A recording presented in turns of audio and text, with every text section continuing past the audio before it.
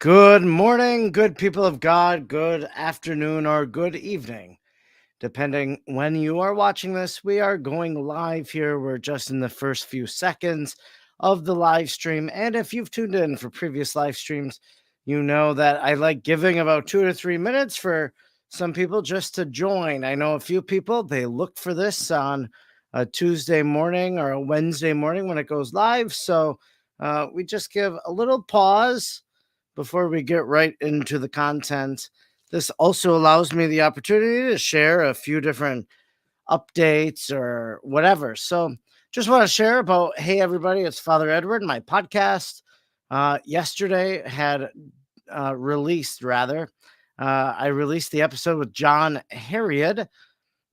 John is an author, an artist. He works, I believe, he works for Ignatius Press. His book is published through Ignatius Press, which his book is just perforated art pieces that you could hang up in your home. So, kind of bringing holy images into the household. John Harriet in the episode yesterday on Hey Everybody, it's Father Edward. You can catch it over on YouTube. You can find it on Apple Podcasts, Spotify, wherever you listen. Hey Everybody, it's Father Edward. That's what you type in, and it'll be the latest episode, John Harriet.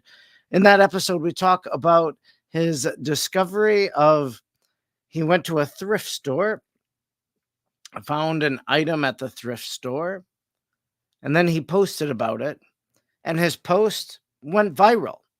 3 million views. That was on Twitter. And so I spoke with John just to try to understand, get a little more information, get his impressions, about the fact that such a innocuous post went viral. So you'll learn in that conversation what it was he found at the thrift store. And so it's not necessarily a religious topic per se, but we do talk about religious art in the second half of the program. So that's hey everybody, it's Father Edward. You can catch yesterday's episode, which released. We typically release hey everybody, it's Father Edward on Mondays. I did not promote it yesterday on social media. Sometimes I like just not promoting the day of the release to see what the organic reach is, and then promoting it, on day 2 or day 3 to see if social media promotion brings in more listeners or not, more downloads, etc. For the show. So, anyways, that's a little bit about hey everybody, it's Father Edward. We are reading the Book of Esther. We are on chapter 7. You might remember. That there was this dispute between Mordecai and Haman, and that. So, let's see. Let's just back up here. So Haman plans to hang Mordecai. So there's this like plot, right? The two, Mordecai, Haman, in conflict with each other. And so Haman wants to kill Mordecai, but I think we're going to find out what actually happens instead. So that's what chapter 7 is all about. Just the progression of the book. Chapter 1, Queen Vashti refuses to respond to the king. The king raises up a new queen, finds Queen Esther. That's chapter 2. Chapter 3, Mordecai does not bow down before Haman. That creates the conflict. That's why Haman wants to kill Mordecai. Chapter 4, Mordecai and Esther, they pray. We get their prayers. In chapter 5, Esther prepares a banquet, and in chapter 6, the king honors Mordecai and not Haman. So we're here at chapter 7. As you might know, reading this, studying it, because I'm going to watch this play about Esther, and I thought I should read the whole book of Esther before. It's kind of like reading Harry Potter books before you watch the Harry Potter movie. So that's kind of what my take is. Next week, then we'll read 9 and 10. That'll be the end. And then the following week is when I'm away for the week on holiday. And we'll see Queen Esther at the Sight and Sound Theater. Uh, and I do plan, I think I see it on Tuesday. So I intend on Wednesday to kind of go live and just to give my thoughts, reflections about having seen the play. I'm going to see maybe if I can interview some people around it too. I do have some connections at Sight and Sound. They have comped my ticket for the show. So I was going to try to see if I could maybe do a few quick interviews or something with cast or talent. Why, what portraying Esther means to them, et cetera, et cetera. So we'll see what happens. So let's begin here, chapter 7. I'm just going to read the last few verses of chapter 6 that kind of lead into 7. And this is a rather short chapter. It's only 10 verses. So in the blink of an eye, we're going to be done. While they were yet talking with him, the king's eunuchs arrived and hurried to bring Haman to the feast that Esther had prepared. So the king and Haman went in to feast with Queen Esther. And on the second day, as they were drinking wine after the feast, the king again said to Esther, "What is your wish, Queen Esther? It shall be granted you. And what is your request? Even to the half of my kingdom, it shall be fulfilled." Then Queen Esther answered,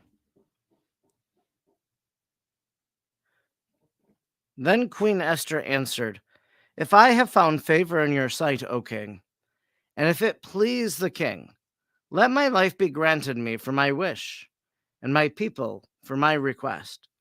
For we have been sold, I and my people, to be destroyed, to be killed, and to be annihilated. If we had been sold merely as slaves, men and women, I would have been silent, for our affliction is not meant to compare with the loss to the king." Then King Ahasuerus said to Queen Esther, "Who is he, and where is he? Who has dared to do this?" And Esther said, "A foe, an enemy, this wicked Haman." Then Haman was terrified before the king and queen. Haman is hanged. And the king arose in his wrath from the wine drinking and went into the palace garden. But Haman stayed to beg for his life from Queen Esther, for he saw that harm was determined against him by the king.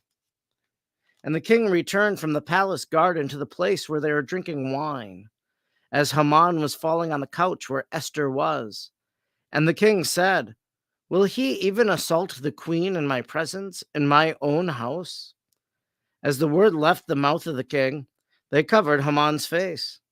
Then Harbona, one of the eunuchs in attendance on the king, said, "Moreover, the gallows that Haman has prepared for Mordecai, whose word saved the king, is standing at Haman's house, 50 cubits high." And the king said, "Hang him on that." So they hanged Haman on the gallows that he had prepared for Mordecai. Then the wrath of the king was abated. Well, that's the end of chapter 7. No, tomorrow, I just told you that this was a very short chapter. Now, tomorrow, I'll have to get on earlier because tomorrow is long.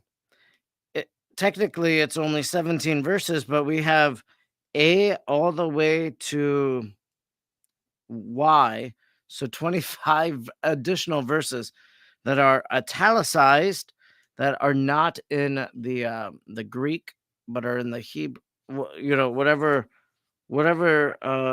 not appear in the Hebrew. So they're not in the Hebrew, but they're in the Greek. So tomorrow we have a long reading where it continues, but Esther, was throwing this wedding feast. One of the things I may have mentioned this in our study thus far, and this really isn't a study, this is more just random commentary. But I may have mentioned this that when I was president of the Mariological Society of America, we had a virtual gathering. And we had this professor, I forget where he taught, forgot his name even. But and maybe he would be good. Maybe I'll do an interview and release it, bring him back on, talk about that. Um, but he gave a little paper, kind of we talked about typology before, and he kind of was comparing something in Esther to the wedding at Cana. Now, not recalling what he spoke about, I didn't read the paper, but if I had to guess, what's he probably referring to? It's probably right here, this fact that Queen Esther is throwing a wedding feast, that she's throwing a banquet, not a wedding feast, but throwing a banquet, that the king asks the queen. Now, in the wedding feast, we have the direct opposite. The queen asks the king for something. The queen initiates. Jesus doesn't go and ask, Mary, what do you want me to do? No, no. Mary says, they have no wine. They have no wine. Well, in a sense, Queen Esther is going to the king and saying, our lives are going to be taken. Spare us. And so Haman is a eunuch. Am I mistaken in saying that Haman is a eunuch of the king? Let me just look that up again. Haman is the main antagonist, was an official in the court of the Persian Empire under King Ahasuerus, commonly identified as Xerxes. So I think what's significant here in chapter 7 is that, with this decree against the Jewish people, all of this, Esther is advocating on their behalf. And then the king, in a sense, reverses that. It's almost as if the king didn't know that Haman was going to do all of these things, that Haman was doing this behind his back. It's kind of my impression. I don't know what you think about that. But that if the king is going to hang Haman for this, well, the king is rather upset by this. Now, the king here, did we get his name? Because aren't there like two kings that we've been dealing with? We've been dealing with Ahasuerus and Artaxerxes, which are two different ones. So that decree that Mordecai discovers a plot.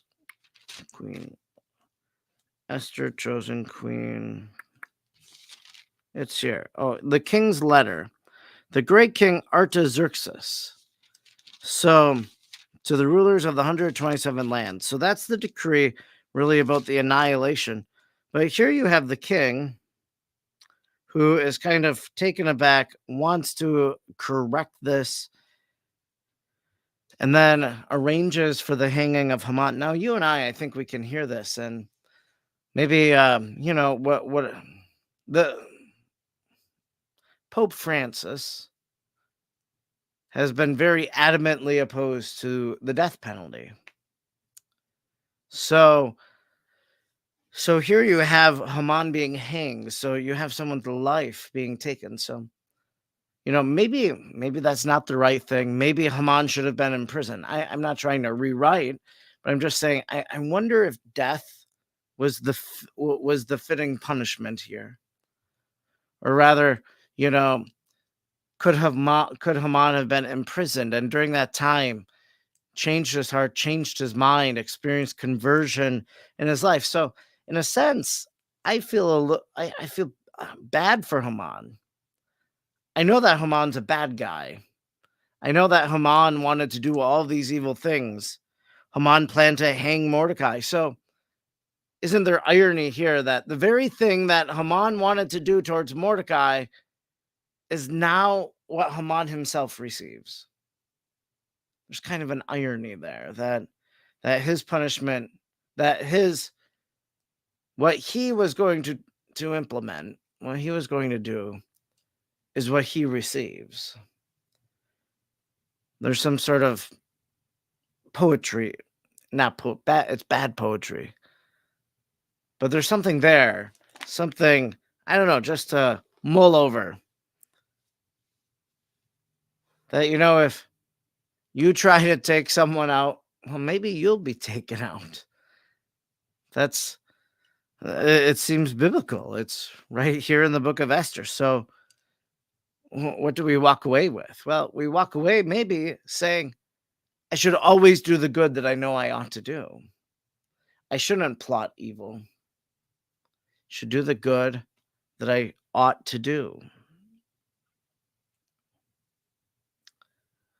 Haman, as he hears Esther, was just terrified because he knows what this means, right?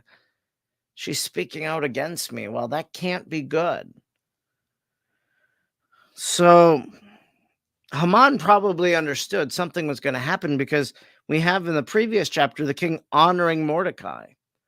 The king is honoring Mordecai, not Haman. Now, Haman would know that he's falling out of favor, and that's what happens.